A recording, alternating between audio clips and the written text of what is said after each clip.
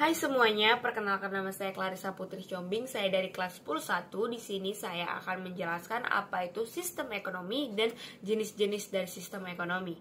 Sistem ekonomi merupakan tata cara yang digunakan untuk mengatasi masalah dalam setiap kegiatan ekonomi yang berfungsi untuk memberikan solusi untuk mengatasi semua masalah yang ada dalam kegiatan ekonomi.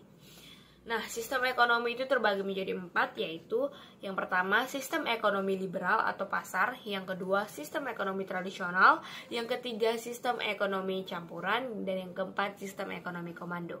Nah, di video kali ini kita akan membahas semua sistem-sistem ekonomi tersebut. Yang pertama ada sistem ekonomi liberal atau pasar, yang artinya adalah sistem ekonomi di mana masyarakat diberikan kebebasan seluas-luasnya untuk memproduksi barangnya sesuai dengan permintaan dan penawaran.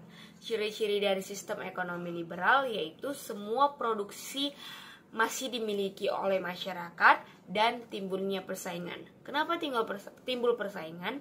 Karena setiap masyarakat berlomba-lomba untuk menghasilkan produksi barangnya sesuai dengan kreativitas mereka untuk memberikan kepuasan kepada konsumen, sehingga timbullah persaingan antar pedagang yang satu dengan pedagang yang lainnya. Lalu sistem ekonomi yang kedua, sistem ekonomi tradisional, di mana sistem ekonomi ini masih menerapkan tradisi turun-temurun dan masih menggunakan sumber daya yang ada.